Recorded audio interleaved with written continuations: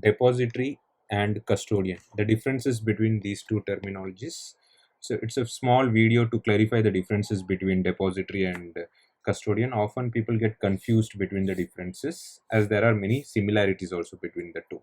So you'll see the similarities as well as the differences now. Okay, so depository.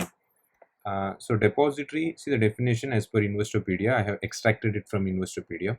So a depository is an organization, bank or institution that holds securities and assists in the trading of securities. The key word over here is that holds securities. Okay, and when I go for custodian, it says custodian or custodian bank is a financial institution that holds, again, holds customers' securities for safekeeping to prevent them from being stolen or lost. So you see, the definition is more or less the same. Then what is the difference? So that's what this video is going to address. Okay, so number one, they do the work of safeguarding custodian's financial assets. Custodian do the work of safeguarding. So safeguarding are common, but however, see this here, depository safeguards custodian's financial assets and custodian safeguards investors' financial assets. So this is the difference. So how does this work? So let me just write here and explain it to you. See, and let me give you one analogy before I come to custodian and depository. So now, for example, now there is a manager. Now there are many employees. Okay. Now when there are many employees, imagine, like uh, around 50 employees are there. Okay, so around 50 employees are there. Now for one manager, now who is supposed to manage them?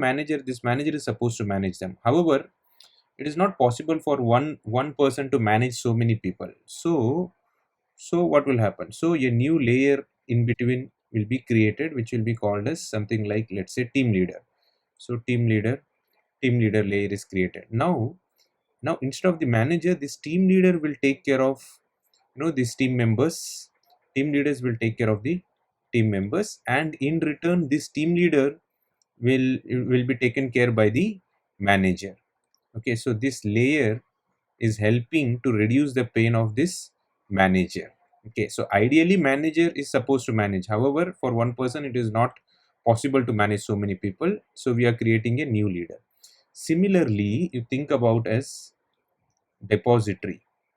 Okay, so depository is coming out of the word deposit.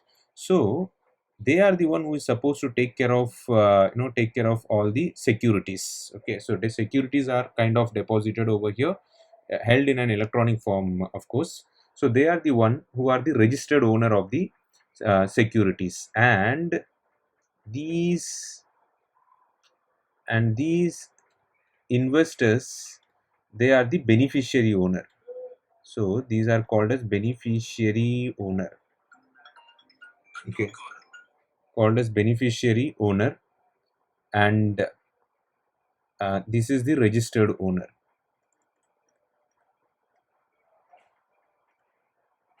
Registered owner.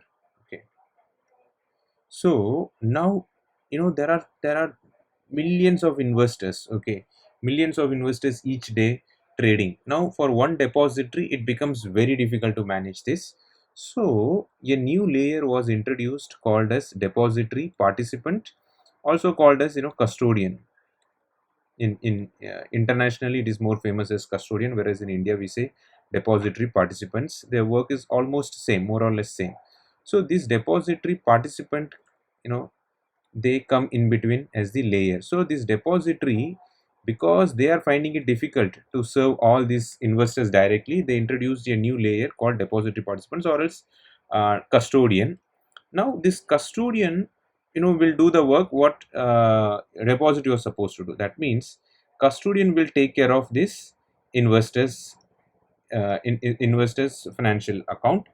In return, depository will be taking care of custodian's account. Just like over here, this team member will be taken care by the team leader. In return, team leader will manage team leader's account. Okay, sorry, manager will manage team leader's account. Team leader is managing individual team members' account. Similarly, depository will maintain custodian's account, and custodian will maintain investors account. Okay. Yeah, so that's why it says safeguarding custodian's financial assets, and custodian does the work of safeguarding investors financial assets. Depository is also called as the registered owner, and whereas the custodian is not the registered owner. Okay, so the examples of custodians are NSDL CDSL in India, whereas in US it is DTCC. Whereas for custodian or depository participant in India, the examples are big brokerages firms that we hear, that is HDFC Securities, ICICI Securities, Motilal Oswal Securities. Whereas internationally it is JP Morgan, BNY Mellon, Northern Trust. These are some of the examples. So this is the difference between custodian and the depository. Thank you. Thank you.